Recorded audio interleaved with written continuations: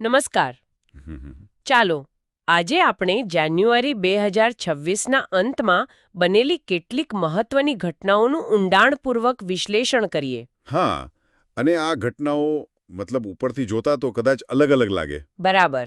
જેમ કે એક તરફ બ્રુસેલ્સના મોટા રાજકારણીઓ દિલ્હી આવે છે, બીજી તરફ જયપુરમાં રીસાયકલિંગ પર એક કોન્ફરન્સ થાય છે. અને ત્રીજી વાત, દિલ્હીમાં જ એક વૈશ્વિક બૌદ્ધ શિખર સંમેલન યોજાય છે. હવે આ ત્રણેય વચ્ચે શું સંબંધ હોઈ શકે? એ જ તો આજની ચર્ચાનો મુખ્ય વિષય છે. આપણી પાસેના સ્ત્રોત છે માનસ એકેડેમીની કરંટ અફેર્સની નોંધો. અને આજનું આપણું મિશન એ સમજવાનું છે કે આ બધી ગતિવિધિઓ આપણને શું સંકેત આપે છે. ચોક્કસ, કારણ કે આ બધી કડીઓ એક જ દિશામાં ઇશારો કરી રહી છે, એક નવા, આત્મનિર્ભર અને કહી શકાય કે બહુઆયામી ભારત તરફ. તો ચાલો શરૂઆત કરીએ સૌથી મોટા સમાચારથી. યુરોપિયન કાઉન્સિલના પ્રમુખ એન્ટોનિયો કોસ્ટા અને યુરોપિયન કમિશનના પ્રમુખ ઉર્સુલા વોન ડેર લાયન. બહુ મોટા નામો છે આ. હા, અને તેઓ ભારતના 77મા પ્રજાસત્તાક દિવસ પર મુખ્ય અતિથિ તરીકે આવ્યા. આ કોઈ નાની વાત નથી નહીં, કારણ કે યુ નેતાઓ માટે આ પ્રકારનું આમંત્રણ પહેલીવાર હતું. બિલકુલ. આ માત્ર એક ઔપચારિક મુલાકાત નહોતી, ખાલી પરેડ જોવા માટે નહોતા આવ્યા. આ પ્રસંગે 16મી ભારત EU શિખર સંમેલનનું પણ આયોજન થયું હતું. ઓકે.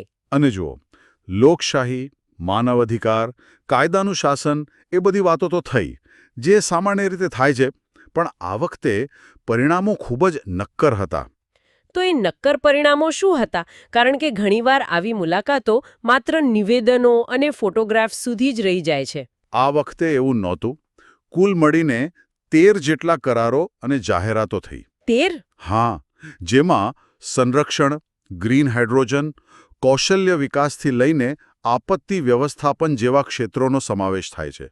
જેમ કે ગ્રીન હાઇડ્રોજન ટાસ્ક ફોર્સ બની. જે ભવિષ્યની ઊર્જા માટે જરૂરી છે. એકદમ. પછી ભારતની NDMA અને યુરોપની DGECHO વચ્ચે આપત્તિ વ્યવસ્થાપન પર સહયોગ થયો. પણ આ બધામાં જે સૌથી મોટી અને ઐતિહાસિક જાહેરાત હતી, અને આ એ જ કરાર છે જેને સ્ત્રોતોમાં mother of all trade deals એવું મોટું નામ અપાયું છે. હા, અને મારો સવાલ એ જ છે, આટલું મોટું નામ કેમ? આમાં એવું તે શું ખાસ છે કે એને બધા વેપાર સોદાઓની જનની કહેવાય? જો, આ નામ પાછળ મુખ્યત્વે 3 કારણો છે. પહેલું અને સૌથી સ્પષ્ટ કારણ છે એનું કદ, એનો વ્યાપ. કદ મતલબ કેટલું મોટું? તમે વિચારો, એક તરફ યુરોપના 27 દેશો અને બીજી તરફ આપણો દેશ ભારત, લગભગ 200 કરોડ લોકોનું બજાર બને છે આ. 200 કરોડ? હા, અને એટલું જ નહીં, આખી દુનિયાની જે GDP છે ને, એનો 25% હિસ્સો આ કરારમાં સામેલ છે. આ આંકડા જ તેને કોઈ પણ બીજા વેપાર કરાર કરતા અનેક ઘણો મોટો બનાવી દે છે. હા, ઠીક છે, આંકડા તો પ્રભાવશાળી છે, પણ આ તો થઈ આર્થિક વાત. અને વ્યૂહાત્મક કેમ કહેવાય છે? આમાં ચીનનો મુદ્દો ક્યાંથી આવ્યો? બહુ સારો પ્રશ્ન છે, અને એ જ આ કરારનો બીજું અને કદાચ સૌથી મહત્વનું કારણ છે. જુઓ, છેલ્લા કેટલાક વર્ષોથી, કોવિડ પછી ખાસ કરીને, દુનિયાને સમજાયું છે કે ઉત્પાદન અને સપ્લાય ચેઇન માટે માત્ર ચીન પર નિર્ભર રહેવું કેટલું જોખમી છે. હા, એ તો છે. આ FTA ભારતને એ ચાઇના +1 વ્યૂહરચનાના કેન્દ્રમાં મૂકે છે. તે યુરોપિયન કંપનીઓને ચીનનો એક મજબૂત, લોકતાંત્રિક અને ભરોસાપાત્ર વિકલ્પ પૂરો પાડે છે. એટલે આ માત્ર વ્યાપાર વધારવાની વાત નથી? ના, બિલકુલ નહીં. આ વૈશ્વિક શક્તિ સંતુલનમાં એક મોટો ફેરફાર લાવવાની ક્ષમતા ધરાવે છે. અને ત્રીજું કારણ? ત્રીજું કારણ છે સીધો આર્થિક ફાયદો. લક્ષ્યાંક એવો છે કે 2032 સુધીમાં ભારત અને EU વચ્ચેનો દ્વિપક્ષીય વેપાર બમણો કરવો. આ એક બહુ મોટી આર્થિક તક છે. પણ આ વાટાઘાટો તો ઘણા સમયથી ચાલતી હતી, ખરું ને? મને યાદ છે ત્યાં સુધી 2007માં શરૂ થઈ હતી અને પછી 2013માં અટકી ગઈ હતી. હા, બરાબર. તો ત્યારે એવું તો શું હતું કે વાત આગળ ન વધી, અને હવે એવું શું બદલાયું કે આટલી મોટી સફળતા મળી? ત્યારે મુખ્ય મતભેદ ટેરિફ એટલે કે આયાત જકાત પર હતો. EU ઈચ્છતું હતું કે 95%થી વધુ વસ્તુઓ પર ટેરિફ શૂન્ય થઈ જાય. ઓકે. જ્યારે ભારત 90%થી આગળ વધવા તૈયાર ન હતું.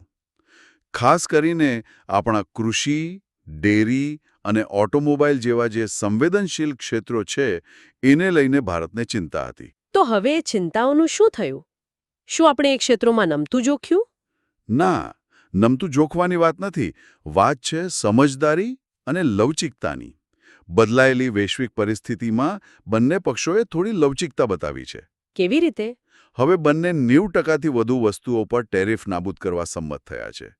પણ એ એક ઝાટકે નહીં, 5 થી 10 વર્ષના સમયગાળામાં તબક્કાવાર રીતે. અચ્છા, એટલે ઉદ્યોગોને તૈયાર થવાનો સમય મળશે? બરાબર.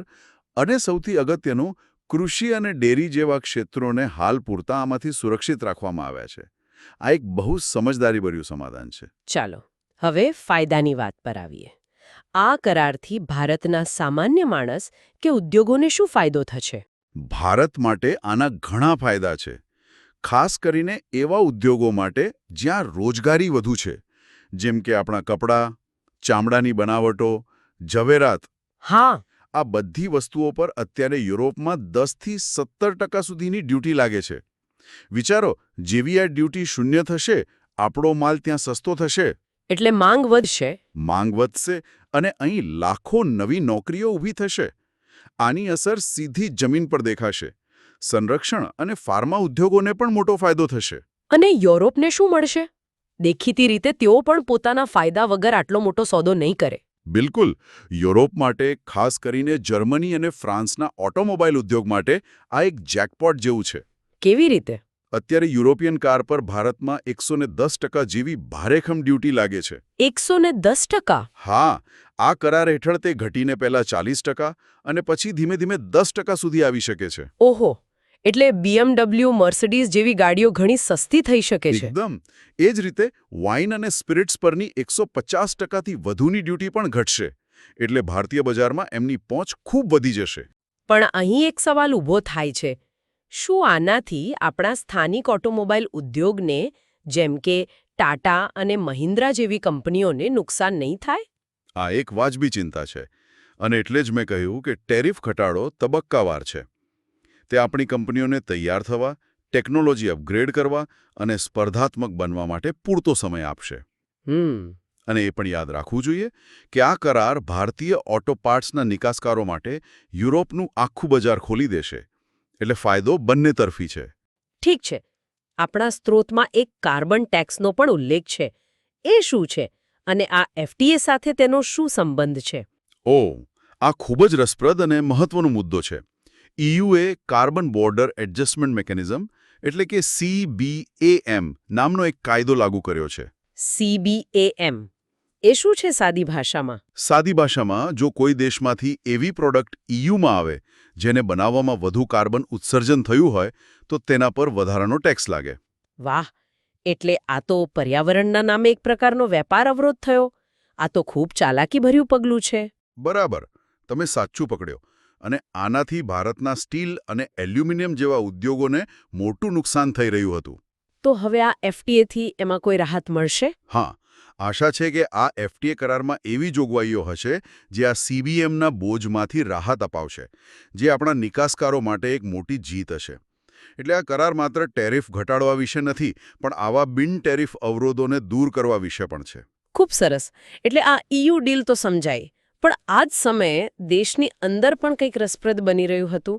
આપણે વાત કરી હતી જયપુરની. હા, જયપુરમાં ઇન્ટરનેશનલ મટીરિયલ રિસાયકલિંગ કોન્ફરન્સ યોજાઈ અને ત્યાં નીતિ આયોગે 3 બહુ મહત્વના અહેવાલો બહાર પાડ્યા. કયા વિષયો પર? જૂના વાહનો એટલે કે વ્હીકલ સ્ક્રેપિંગ, ઈ-વેસ્ટ અને લિથિયમ આયન બેટરીના રિસાયકલિંગ પર. આ તો પર્યાવરણને લગતી વાત લાગે છે. આને આપણે EU FTA જેવી મોટી આર્થિક નીતિ સાથે કેવી રીતે જોડી શકીએ? આ માત્ર પર્યાવરણની વાત નથી, આ સીધી રીતે રાષ્ટ્રીય સુરક્ષા અને આર્થિક આત્મનિર્ભરતાની વાત છે. રિસાયકલિંગ અને રાષ્ટ્રીય સુરક્ષા, આ જોડાણ થોડું સમજાવશો? જરૂર. જુઓ, આપણા સ્માર્ટફોન, લેપટોપ અને ખાસ કરીને આવનારા સમયમાં ઇલેક્ટ્રિક વાહનોની બેટરીમાં શું હોય છે?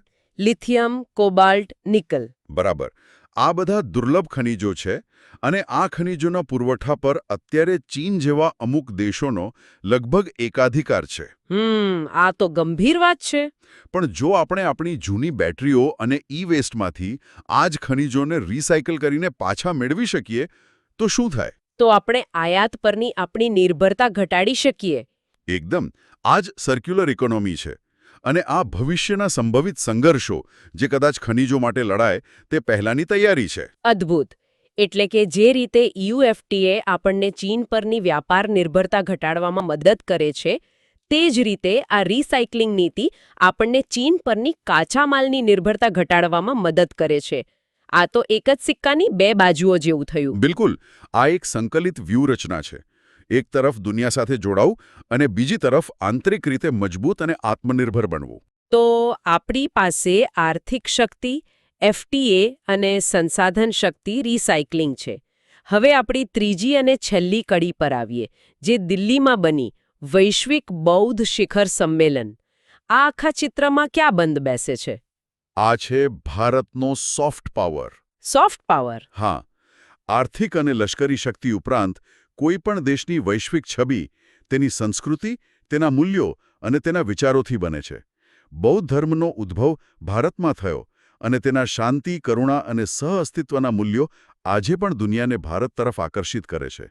પણ આ સંમેલનમાં એક AI મોડલ નોર્બુ લોન્ચ કરવામાં આવ્યો.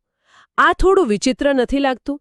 એક તરફ બૌદ્ધ ધર્મની પ્રાચીન વાતો અને બીજી તરફ આર્ટિફિશિયલ ઇન્ટેલિજન્સ. વિચિત્ર નહીં, પણ અનોખું. અને એ જ ભારતની તાકાત છે. નોર્બુ એ બૌદ્ધ ધર્મના પ્રાચીન પાલી અને સંસ્કૃત ભાષાના ગ્રંથોને સમજવા અને અનુવાદ કરવા માટેનું એક AI મોડલ છે. ઓહો. આ દર્શાવે છે કે ભારત તેની પ્રાચીન વિરાસતને આધુનિક ટેકનોલોજી સાથે કેવી રીતે જોડી રહ્યું છે. આપણે ભૂતકાળને જાળવી પણ રહ્યા છીએ અને ભવિષ્યનું નિર્માણ પણ કરી રહ્યા છીએ. આ કેટલું રસપ્રદ છે.